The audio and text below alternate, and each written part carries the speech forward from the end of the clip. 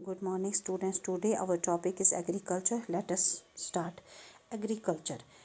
इसमें एक स्टोरी दी गई है जिसमें गुरप्रीत, माधव और टीना एक गांव में चल रहे होते हैं।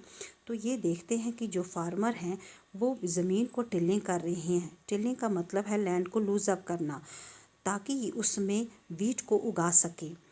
अब वीट को उगाने के लिए वो उस मिट्टी में कुछ ऑर्गेनिक मैटर और कुछ मैन्योर्स डाल रहे हैं। मैन्योर्स मतलब खाद वगैरह डाल रहे हैं ताकि ये जो ज़मीन है ये फर्टाइल हो सके और अच्छे से इसमें वीट को उगाया जा सके। वीट उगने के बाद उसको मंडी में अच्छे दाम मिल सकें। फिर मंडी के बाद उसे फैक्ट्री में ले जाया जाए ताकि उसका आटा बन के उसकी ब्रेड और बिस्किट बन सकें। तो जो ये हमने अभी प्रोसेस देखा कि जैसे वीट ग्रो हुई, फिर उसके इकोनॉमिक एक्टिविटीज़ लगी, उसका प्रोसेसिंग हुआ, फिर फिनिश्ड प्रोडक्ट बन के आया। ये जो चीज़ें हैं इनको कहा करते हैं, ये होते हैं इकोनॉमिक एक्टिविटीज़। तो देखिए, transformation from a plant to a finished product, जैसे हमने वीट का ट्रांसफॉर्मेशन देखा और एक फिनिश्ड प्रोडक्ट देखा ब्रेड और बिस्किट तक। तो जो ये एक्टिविटीज़ हैं इसमें 3 टाइप्स ऑफ इकोनॉमिक एक्टिविटीज़ होती हैं, जैसे primary, secondary and territory activity. कहते हैं प्राइमरी एक्टिविटीज़ कौन सी होती हैं? जो नेचुरल रिसोर्सेज होते हैं उनका एक्सट्रैक्शन किया जाए एंड प्रोडक्शन किया जाए, वो होती है प्राइमरी एक्टिविटी, जैसे एग्रीकल्चर, फिशिंग एंड गैदरिंग।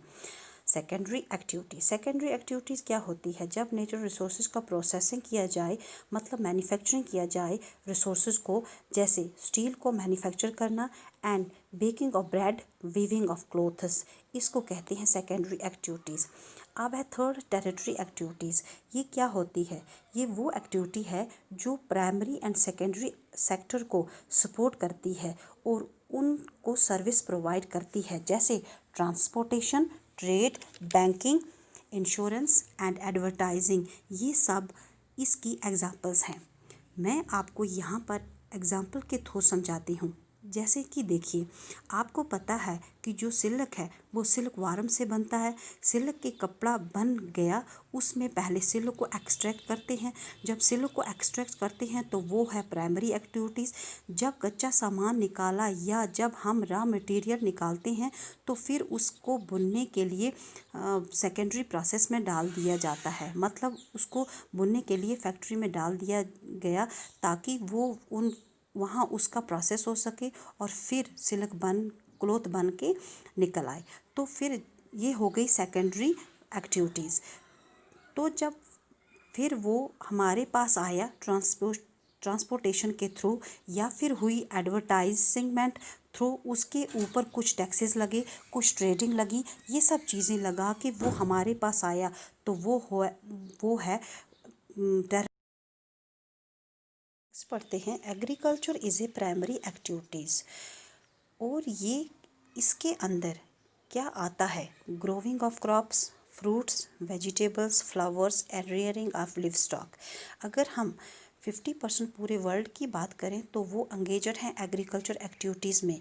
क्योंकि 2/3 इंडिया की जो पॉपुलेशन है they still depend on agriculture. देखिए, जो सॉइल की टोपोग्राफी है या जो क्लाइमेट है वो फेवरेबल होना चाहिए एग्रीकल्चर एक्टिविटीज़ के लिए। और जिस लैंड पर क्रॉप ग्रो की जाती है उस लैंड को कहा जाता है एरिएबल लैंड। और एग्रीकल्चर एक्टिविटीज़ उन रीजन्स में ज़्यादा होती है जहाँ पर सूटेबल फैक्टर्स होते हैं, जैसे कि सूटेबल क्लाइमेट, टेम्परेचर, सॉइल, और वहीं पे क्रॉप अच्छे से। नेक्स्ट पढ़ लेते हैं डू यू नो। इसमें है सबसे पहले एग्रीकल्चर। एग्रीकल्चर का मतलब क्या है? The science and art of cultivation on the soil, raising crops and rearing live stocks. It is also called farming. देखिए, जो सॉइल का कल्टीवेशन है दैट मीन्स कि सॉइल कैसे फर्टाइल करनी है, उसमें मैन्योर्स डालने हैं, कैसे ऑर्गेनिक मैटर्स डालने हैं ताकि जो क्रॉप है वो अच्छे से ग्रो हो सके, और क्रॉप को रेज करना, उसको हार्वेस्ट करना। एंड रेयरिंग लिव स्टॉक का मतलब है जैसे कि जो एनिमल्स वगैरह हैं वो यहाँ पर ग्रेजिंग कर सकते हैं। तो ये सब चीज़ें कहलाती हैं फार्मिंग। अब सेकंड है सेरीकल्चर। सेरीकल्चर क्या होता है? सिल्क वार्म का रेयरिंग करना सेरीकल्चर कहलाता है। तो फिर इसका कमर्शियल यूज़ होता है, वो भी इसी के अंदर आता है। मतलब क्या होता है कि देखिए, जो सिल्क वार्म है उससे जो सिल्क है, कपड़ा है, वो निकाल लिया जाता है, फिर उसको ऐसे कमर्शियल यूज़ के लिए भेजा जाता है, जैसे उसको ख़रीदा और बेचा जाता है। तो ये कहलाता है सेरीकल्चर। अब है नेक्स्ट पिस्सीकल्चर, मतलब ब्रीडिंग ऑफ फिशेस इसके अंदर आता है। जैसे कि ब्रीडिंग ऑफ फिश का मतलब है फ़िश जो है that breeds young ones, and फिर क्या होता है, फ़िश लेज एग, फिर उसके बाद क्या होता है, हैचेस प्रोसेस होता है। मतलब जो यंग वन्स हैं वो एग से बाहर निकल आता है। तो ये सब प्रोसेस किसके अंदर आता है? पिस्सीकल्चर के अंदर आता है। Fourth one is viticulture. Viticulture के अंदर क्या आता है? जो ग्रेप्स हैं उसका कल्टीवेशन। फिफ्थ है हॉर्टिकल्चर। हॉर्टिकल्चर इसके अंदर 3 चीज़ें आती हैं, जैसे growing vegetables, flowers and fruits.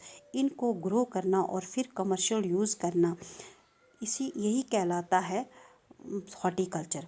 अब नेक्स्ट वाला है फार्म सिस्टम। फार्म सिस्टम क्या होता है?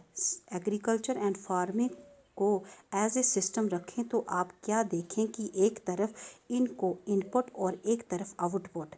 इनपुट में जैसे कि वो सभी चीज़ें जो हम क्रॉप्स को ग्रो करने में डालते हैं, जैसे कि देखिए सीड डालते हैं, फर्टिलाइज़र्स डालते हैं, मशीनरीज़ का यूज़ करते हैं और हम लेबर का यूज़ करते हैं। मतलब हमने हार्ड वर्क भी किया, भी उसमें डालते हैं। तो ये सब चीज़ें होती हैं इनपुट। हमने इनपुट को ग्रो करने के लिए हमें कुछ और प्रोसेस भी करना पड़ता है। वो क्या क्या है? जैसे ploughing, sowing, irrigation, weeding and harvesting. ये सब प्रोसेस हेल्प करते हैं क्रॉप्स को ग्रो करने में, और जो प्रोडक्ट है उसको एंड रिज़ल्ट है में ये हेल्प करते हैं। जैसे कि देखिए, फिर आता है प्रोसेसिंग के बाद आउटपुट।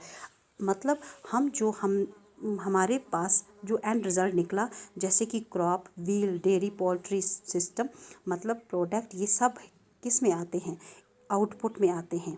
एक बार डायग्राम के थ्रू हम इसको समझ लेते हैं। जैसे कि यहाँ पर 3 हिस्से किए गए हैं।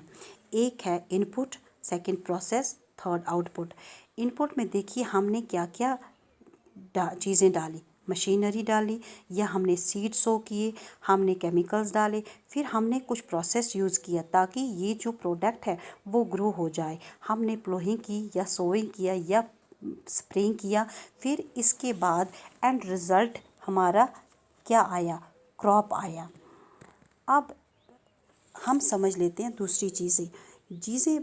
अब हमारे पास जो आउटपुट आता है, अब यहाँ पर फिज़िकल इनपुट की बात कर लेते हैं। देखिए पिक्चर देखिए 4.3 में वैसे तो ह्यूमन इनपुट भी होता है, कितना लेबर लगती है, कितना हार्ड वर्क लगता है, स्टोरेज, लेबर, मशीनरीज, केमिकल्स, ये सब हैं होते हैं ह्यूमन इनपुट्स। और अगर फिज़िकल इनपुट की बात करें तो जो नेचुरल प्रोसेस होता है, जैसे सनशाइन, टेम्परेचर, स्लोप, रेनफॉल, ये होती है फिज़िकल इनपुट बहुत ही इम्पॉर्टेंट होती है ताकि क्रॉप अच्छे से ग्रो कर पाए, एग्रीकल्चर एक्टिविटीज़ को develop. Thank you for watching this video.